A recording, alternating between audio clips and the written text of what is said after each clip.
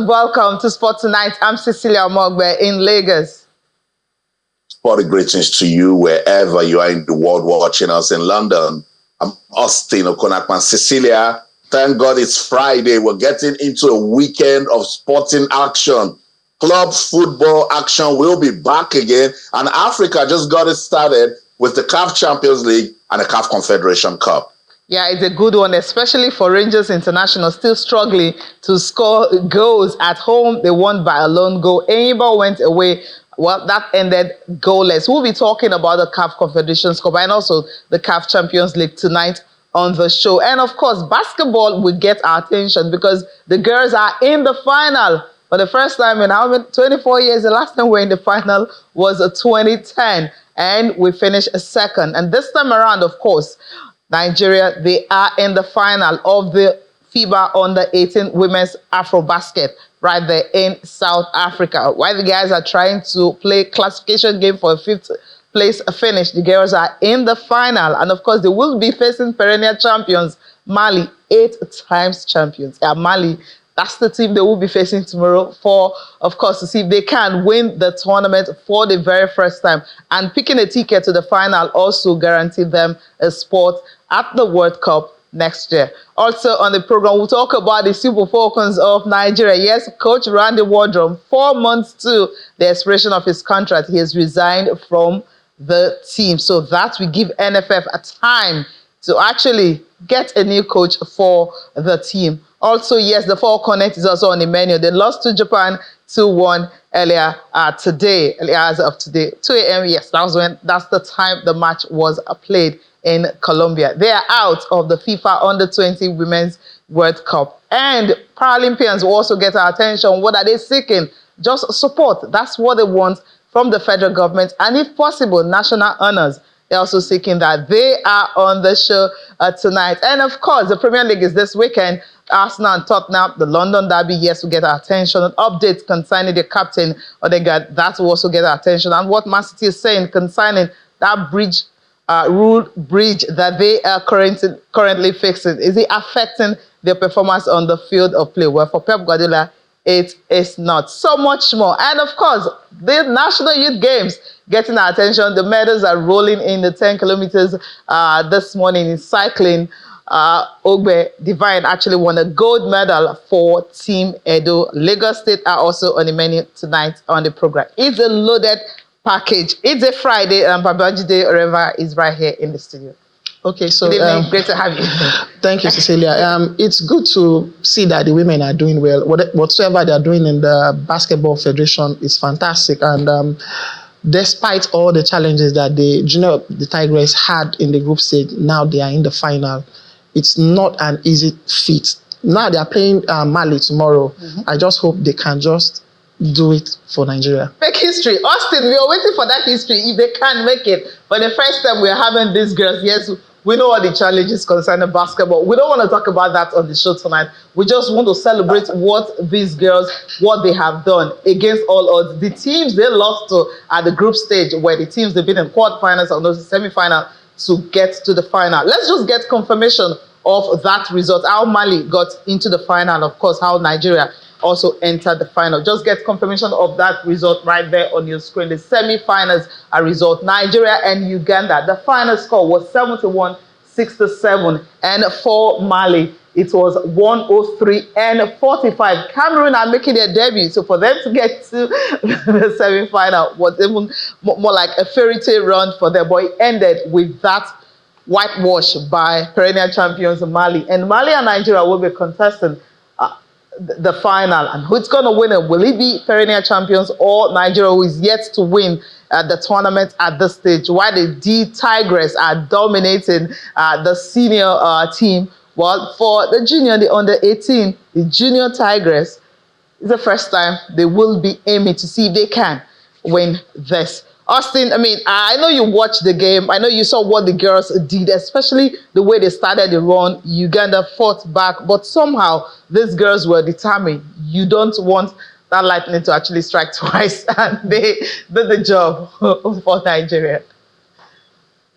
I think I like their run. I must confess that I like the fact that they're displaying raw talent. I love the fact that they're enjoying win after win. You could see that as a team, they want to develop. Shout out to the coach. You could also tell that they are playing to instructions.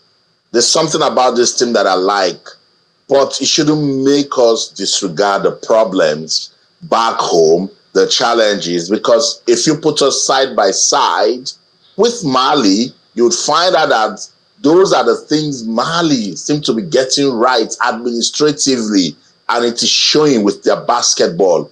With this Junior D Tigers team, you could tell that it's just talent on display everywhere.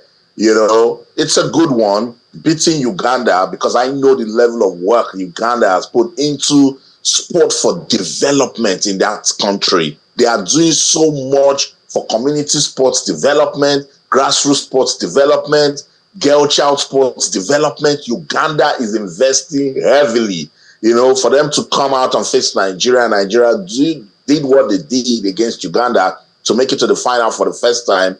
Then it tells you that these young girls are actually dedicated. They are passionate about, you know, playing and winning. And they've got a bigger test against Mali. When I was watching Mali and Cameroon, Cecilia kept saying, ouch, ouch. Because I could feel what Mali was doing to Cameroon, you know. But that's a dominant force right there. And as you mentioned, they've been winning this competition for quite some time. But let's see. There's always a first time. Congratulations to the Junior D Tigers. Congratulations to the coach, who I can tell knows a lot about grassroots basketball development, and she's putting it into action with these girls. Cecilia, let me land with I repeat, we must deal with the issue of basketball leadership in Nigeria. That's the only way we can start seeing all of these works come into proper fruition. Yeah, it's important, really. I mean, do so much more. You saw the way the girls started. At the group stage, we lost to Uganda at 80-64, and they talked about flu acclimatization and everything. But right now, the girls settled down, and this victory, yes, it was slim. They won by, it was a 4-point game. But the way they started, that early 7-1 lead that they started with, and you had Idu Bambo Becky actually inspiring Nigeria, 23 points and 6 assists. She was everywhere. Okay, so Austin said they play to instruction. And if you look at the trend from the group stage, you see they lost to Egypt in the group stage, they defeated Zimbabwe, and then they lost to Uganda. But they managed third place, they eventually qualified backyard. But in quarterfinal, they defeated Egypt. In the semis, they've defeated Uganda. It means it's a lot from the coach, and we need to applaud them. And like I said earlier, whatever is being done in the Basketball Federation, we need to commend them, and we need to find a way to ensure that these feats that we've been achieving in basketball do not go down anymore. I think it all boils down to the girls, because I love the transition in the offense, especially in that third quarter where Uganda were actually, coming up. I was wondering what's going on, especially when they were closing in. But somehow, when you have a player like Beggy, who just shut them down with that numbers of high points, has steals 5, efficiency was 29. So you have key players like that. I think that's usually the opportunity. But there's something about this team, about the turnovers that they had, which wasn't too okay. Maybe they can work on that against Mali. And of course, if you check, that of Uganda was so much. How many? 20, I think 24. 24 for them. Nigeria had about 17 turnovers. So I think that's something they really need to work on when they're facing Mali, for them to see if they can win it for the very first time. All the best to the girls to see what they can do. I think kudos will definitely go to the girls for what they've done. And we know now today that they've qualified for the World Cup, which is next year. So the preparations will start. Not just that. Flight issues, ticket issues, allowances and everything. I hope the Federation will submit their whatever budget on time. They start preparing the girls for next year. We don't want to hear the story of 2 days to. They're still trying to get money to travel, because the basketball issues right now in Nigeria is something that is really very funny. Austin, I know you will make that appeal to the ministry, whoever is responsible. They've qualified for the World Cup. We already know this is September. We don't want to come back here wait 2 days to the World Cup and start appealing for money for the girls to go to the World Cup. We don't want to hear that. You know, that's what I was trying to say when you started by saying we don't want to talk about the challenges. I know sometimes it's very boring when you want to celebrate the major actors, you want to talk about the action on the pitch, on the field of play, on the court, and then administrative issues just seem to, take over. But we just have to say them, because the first step towards solving problems is to identify them. And that's what we try to do as media persons, as watchdog to the society. And that's why I always call out the MBBF. They see me in person and they go, Austin, you don't like us. I say, I love you. That's why I want you to do the right things, That's why I want you to fix your house so that you don't allow your issues to affect young talents who put in the work, but because of administrative issues, they cannot now see results. Young girls have qualified for the World Cup now. We can see you. We know already. Can you start getting them ready so they can go to the World Cup, live their dreams, and represent the motherland the way they want? Yeah, that's what we are expecting. I hope they're listening. All right, let's quickly go to the Super Falcons of Nigeria. Coach Randy Wardrum, he has resigned from his position 4 months to expiration of his contract. And he said that it's been a very, very difficult weeks for him, especially after the Olympics. We'll just take a look at the quote, what he said. The reason he actually wrote a very lengthy letter. He posted it on his page. And this is what he said, the reason, his decision to resign from the position. These are the reasons he talked about. It's been a challenging few weeks since the Olympics, with my wife's health issues weighing heavily on my mind. After careful consideration, I've decided to resign as head coach, allowing the NFF sufficient time to find a worthy successor for this exceptional team. That's Coach Randy Wardrum. Now you now have it by the side, former Silver Falcons coach. He spent a long time. He's been in charge since 2020. Yes, this is 2024. Usually, every year it's like a turnover with the NFF. You always have new coaches yes. After every tournament. The coach is gone, another one comes in. So he has actually stayed. It's been to one WAFCON, been to the World Cup, yes, been to the Olympics. We played series of friendly games and everything. So this man says this is a time for him that anytime he comes into a position, he loves to leave the team better than they were, because right now we have a formidable team and we have the plethora of talent, which is always present. They're still there.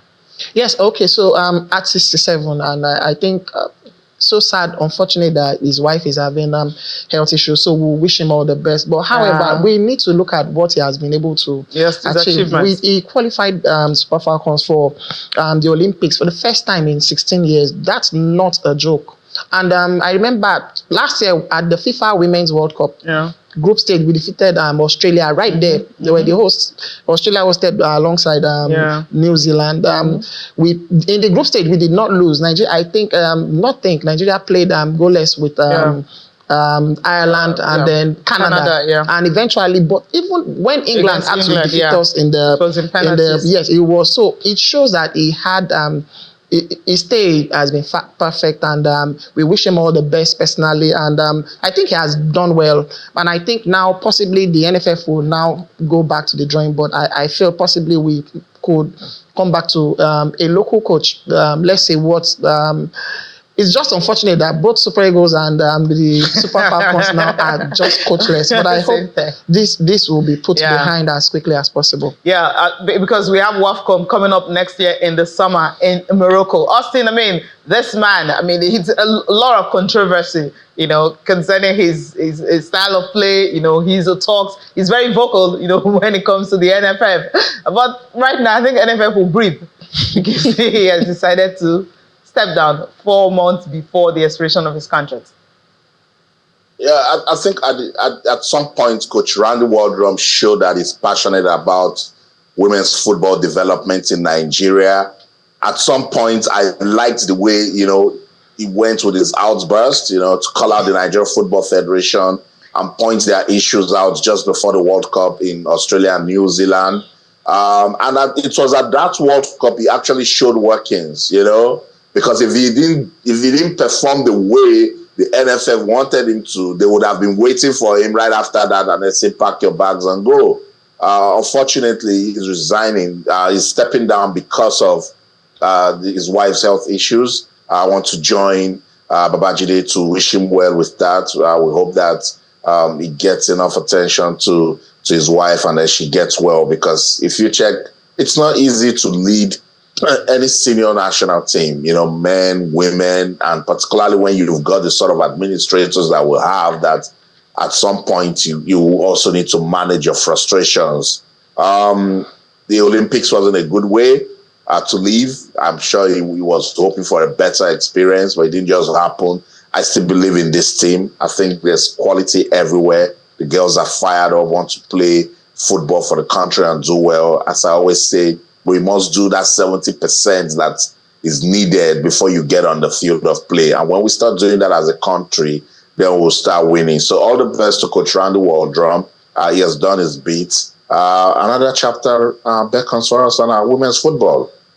Yeah, that's it. Let's leave them and quickly talk about the younger ones. That's the National Youth Games. Yes, Team Lagos are actually gunning for everything. But so far, the medals are trickling in. I haven't seen the Lagos name there. From cycling to karate, which karate completed actually in the 47 kg. Edo Delta dominating that one, and even FCT winning gold medal. But Team Lagos, let's listen to some of the athletes. Okay, before that, I think we have to talk about the Falcons. Yes, why am I jumping to the National Youth Games? Yes, the Falcons. I think because they lost. Maybe that's the reason we are jumping it. We'll just get confirmation of that result of what happened this morning. It was 2 a.m. We had to stay late to actually transmit to watch the game. But the result, yes, the Falcons were great, but it just wasn't enough for them. We'll just get confirmation of that result before we talk about the team. Or talk about the team quickly. I mean, the game, you saw what happened. The girls played very well. I mean, they went toe-to-toe with Japan, but somehow that extra edge that Japan puts in was enough for them to be able to, get into get the 3 points desired, and of course they are into the quarterfinal. So just take a look at it. Yes, the result, round of 16 is Japan 2, Nigeria 1, and it was in the 80th. It's something minutes at almost the end of the game before they were able to get that. Brazil and North Korea will be in action in the quarterfinals facing each other. Netherlands and Colombia, when you have Linda right there with Colombian team, what she's doing with this team is remarkable. Japan and Spain, this is, a repeat of what happened in Costa Rica. They played in the final in 2022. Then you now have USA and Germany, 3-time champions, meeting USA. Now, this is the cracker that people would definitely want to look out for. Quickly, we'll talk about the Falcons. But I'll start off with you concerning the Falcons. The game early hours of today, it was 2-1. You would say they were dogged. They stayed in the game until they just couldn't. The Japanese firepower was much more than they could bear, and they lost by 2-1. Okay, so when I knew they're facing Japan, you needed to know how the Japanese had the group stage. They were just firing. I think they scored 14 goals in the group stage. So you know that. But for our girls to still get them to that Navy end, you understand the fighting power. That's why I just love the passion from the females now for the national team. 2-0, but in the last minute they came back and they almost got the equalizer, but somehow they were just unlucky. But however, perfect tournament for them. They just come back to the drawing board, and let's hope we can do better next time. Yeah, 2018 champions are in the quarterfinals, but Nigeria, who've been in the final twice, they are coming home. For the Falcons, Austin, just a wrap up of what these girls did right there in Colombia.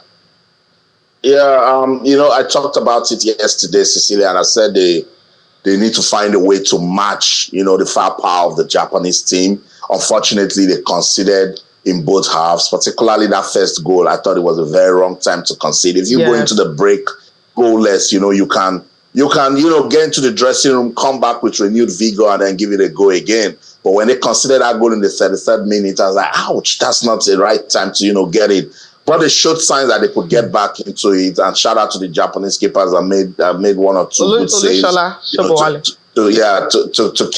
keep her team in the game. And then when they considered the second in the 66th minute, I said, okay, Falcons, fight. Give us a story to tell. And they started fighting, but then their goal came so late.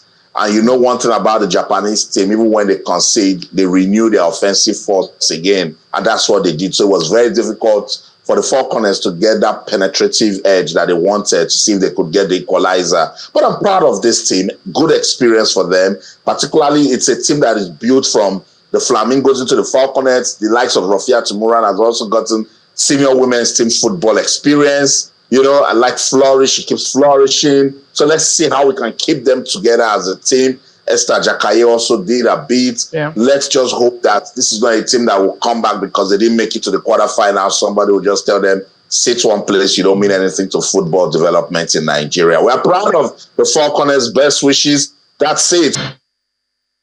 Welcome back. It's Sports Tonight on your award-winning sports-loving channels television. Let's take a look at what's going down right there in Asaba. It's the 8th edition of the National Youth Games. Cecilia, I'm taking a look at some of the events already done. I see Delta, boxing, karate, and weightlifting.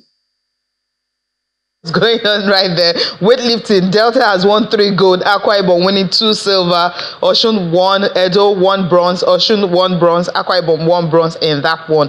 And of course, we talked about karate earlier. In karate in 50 kg for the boys, Delta won a gold medal, silver for Oyo and Edo a bronze medal. And if you go to the 47 kg also for boys, Edo won gold, Imo winning silver, and Cross River and Anambra winning bronze medal each. And this is Team Lagos. And of course, the athletes have been talking about what they intend to bring back to Lagos. They're so young. I mean, Chidera, she's 10 years old. She's a judoka. She wants to pack all the gold medals in that. That's one girl we need to watch out of. But let's listen to these athletes, their dream for the youth games. Well, I would train.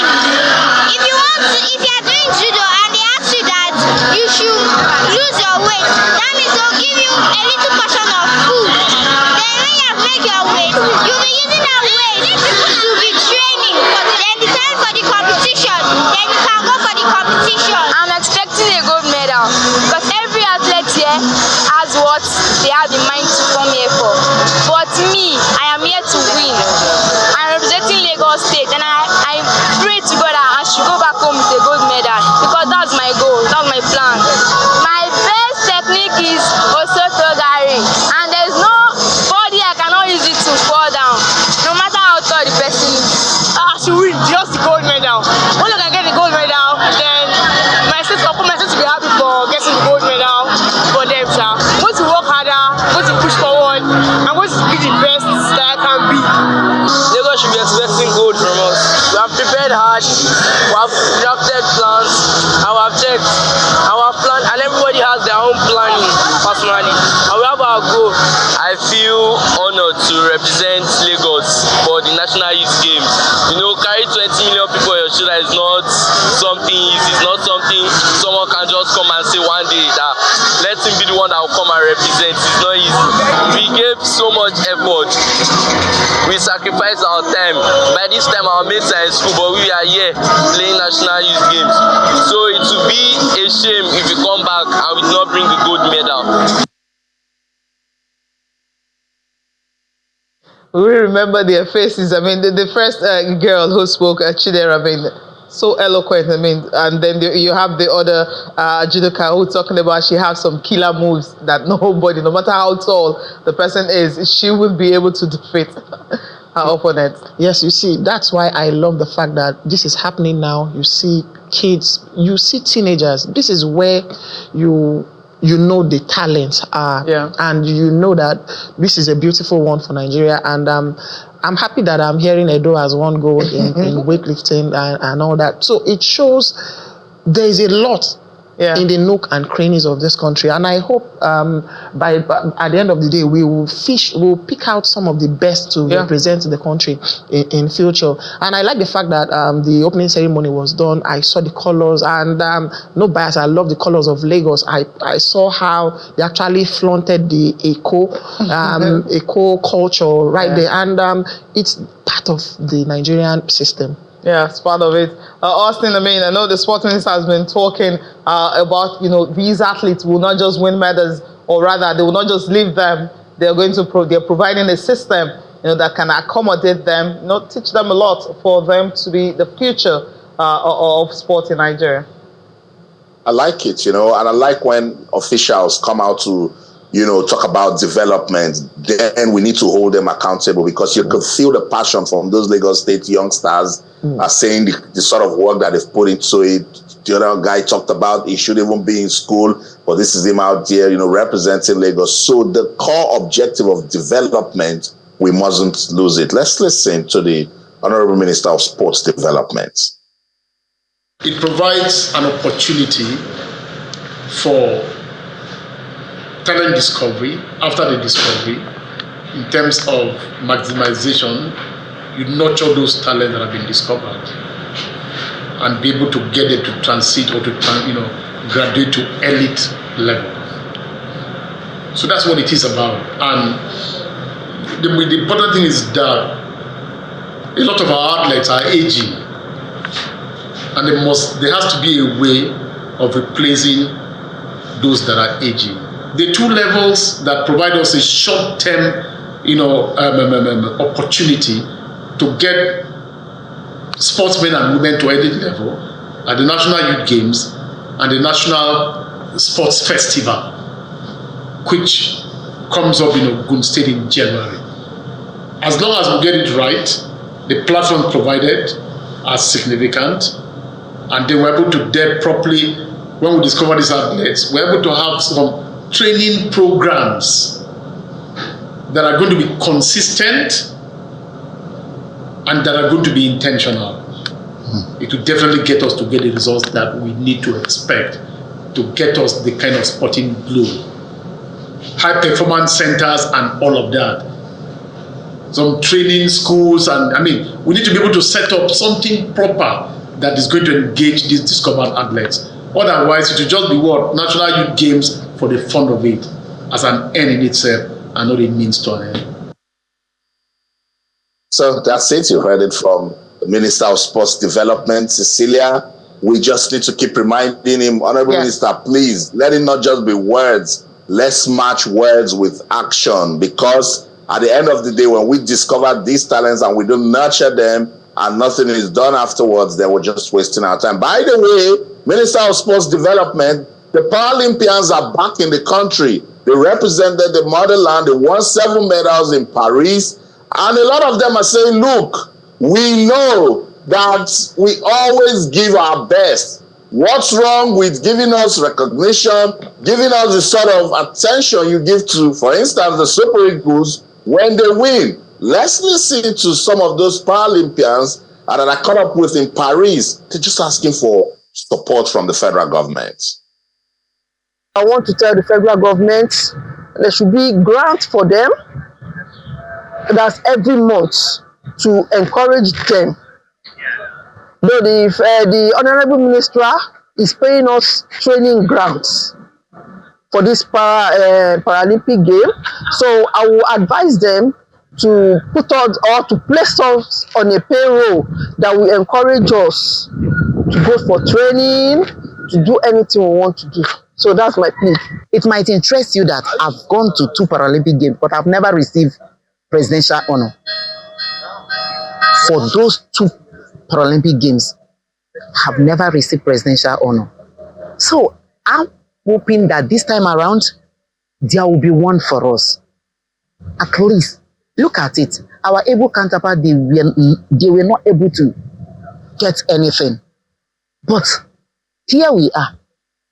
I'm begging that at least if they can give Super Eagles house, land, money, and every other thing, what prevent them from giving such to us? It has been parasport that has been giving Nigeria medals. So, can they pay attention to us? I believe they can pay attention to us. There are so many companies in Nigeria that can do well for us. There are so many individuals that can do well for us. Even the federal government, they can do a lot for us. Let them put smile on our faces. Wipe away these tears from us, because it's somehow that you will be a champion. I was a world record holder for complete 8 years, that my record was broken recently. So, and being a world record holder for and nothing to show for it, it's somehow now. Our amiable president, our Jagaban, and our President Bola Ahmed Tinubu, to please look towards we para athletes and support us in many ways, especially that these people that went to this, they should honor them and encourage them. encouragement, they lift more athletes more high. Most of them are demoralized by saying, they don't go to competition, nothing, they don't achieve anything. Like person like me, this is my third time. I went to the first one, I win gold, break record was at the competition ground, but I have never achieved any gift or prize from individual or governor or president.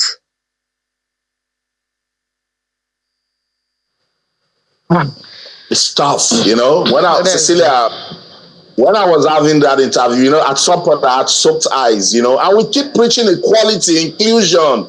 The same thing Flora Ugroa talked about is the same thing Loretta talked about. Yes. Flora has won 2 gold medals and 1 silver and made world record.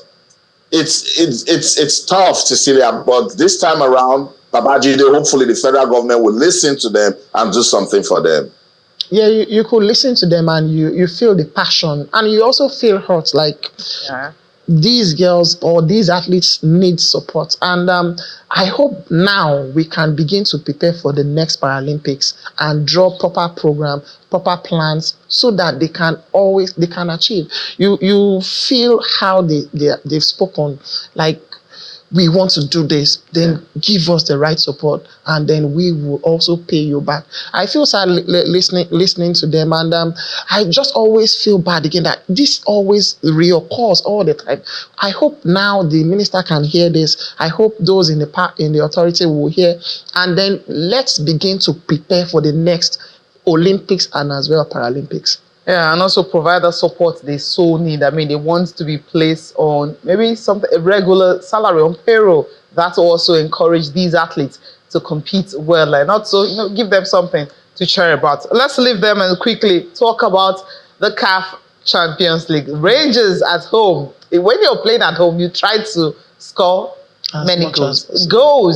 It helps. But when you're not scoring goals, it's a problem. It took 80 minutes. Yeah, it was the 80th minute, just before Kazim Ogunleye scored the goal for Nigerian champions, the Rangers, beating Segreda Esperanca of Angola by a lone goal. That's the first leg. So quickly, we'll just confirmation of this result right here. This is the preliminary round, the second round, and the first leg against Segreda is Rangers 1, and of course Segreda 0.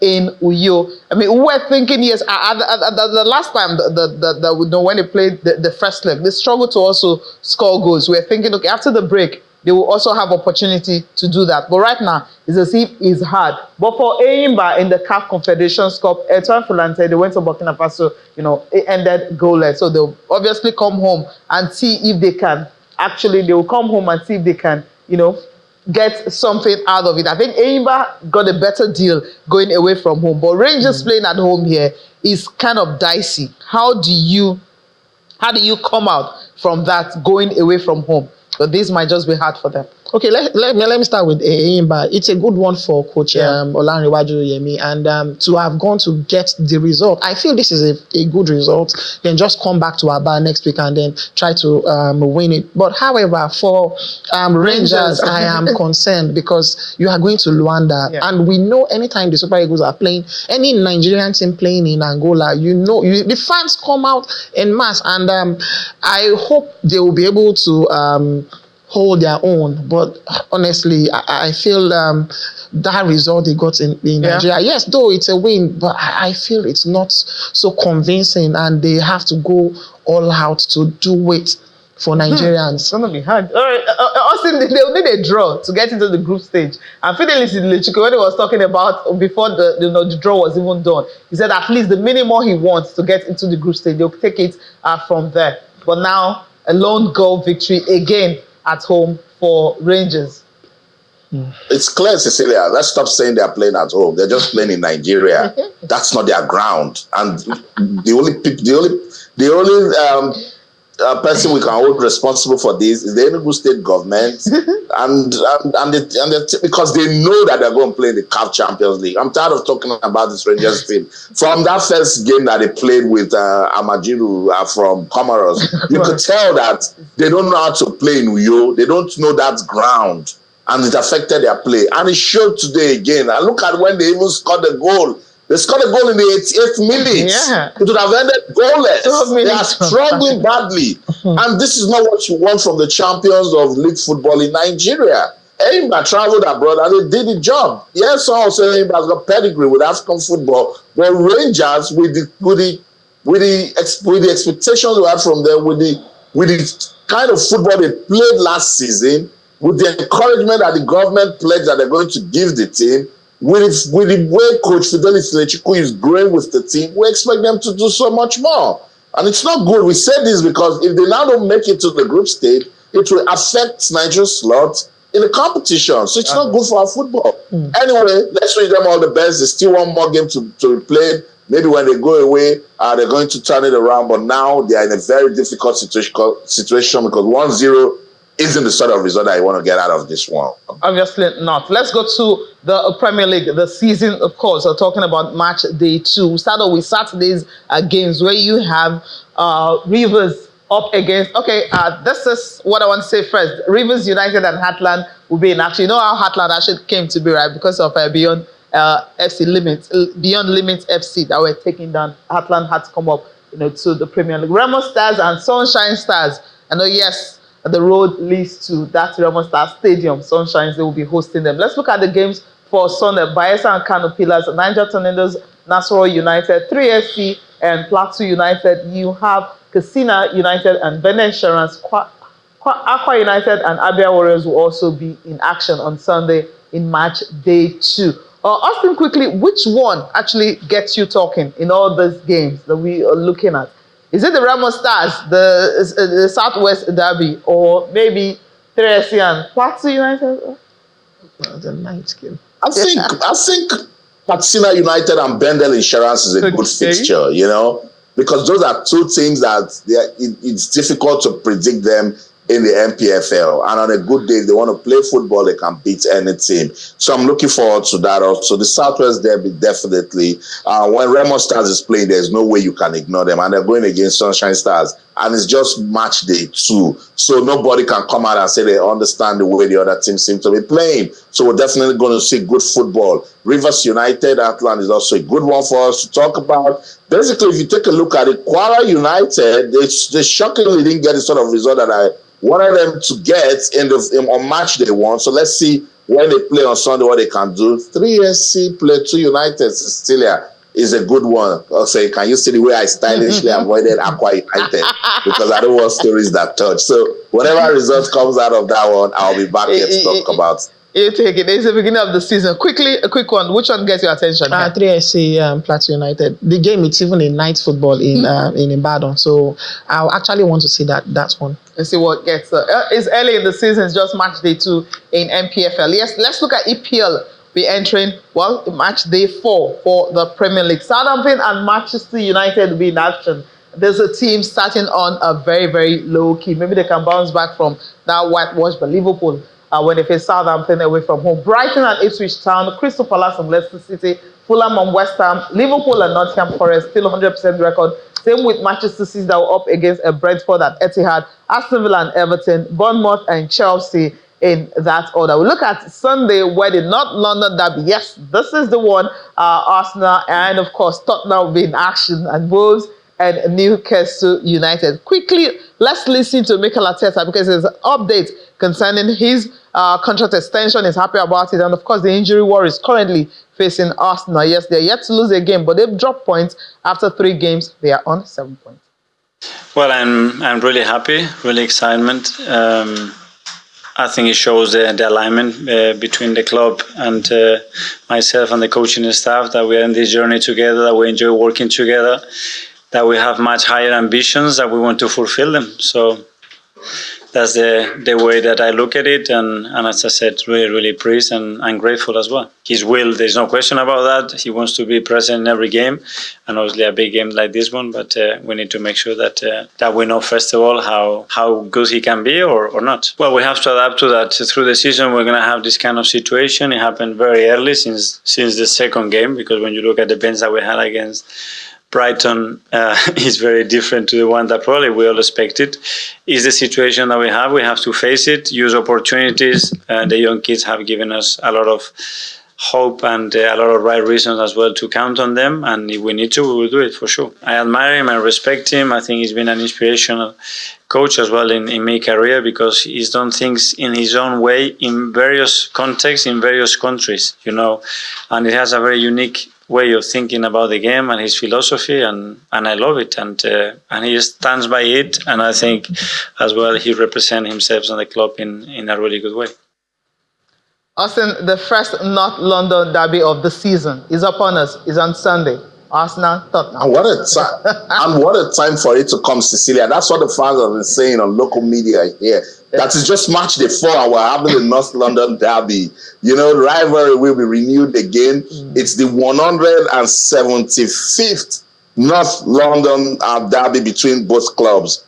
The Gunners, they've won 71 of them. But Tottenham, with the way they're showing ambition, the way they are playing as a team, and the new acquisition of Solanke, they are believing that they can do something. For us now, Ryan Sterling is saying, look, I'm hungry. I want to do something for this club. We will definitely see good football on Sunday. Very good football. What are you expecting from Arsenal? For me, Arsenal, it will be a tough one for the Gunners. And, they'll also be missing out on Declan Rice, who had the red card in the other game. So, and then you're missing Odegaard, captain. So, it's going to be tough. But Arteta will have to depend on Hope Saka. And luckily now Partey is beginning to score, so it's possible. But however, it's a tough one for them on Sunday. Yeah, too early. It's a tough one. But Austin, just a quick one before we wrap this up. I mean, Manchester City hearing into that 115 breaches of Premier League financial rules will begin on Monday, and then they're playing Brentford on Saturday. I know, Cecilia. I've been reading about this thing, and I'm saying, how did Manchester City managed to let the Premier League have 115 charges against them? And if you take a look at those charges, you'd wonder why, for a professional club, why are they, making holes for those sort of things to happen? But then they've said, look, we are not guilty of all of these charges. When you talk about 54 times failure to provide accurate financial information from 2009 to 2010 season, 2017 and 2018 season. 14 times failure to provide accurate details for player and management and manager payments from 2009 and 2017 and 18. And it goes down to 115. I just hope that there'll be some transparency in this one, and then the right verdict will come out of it. That's the show.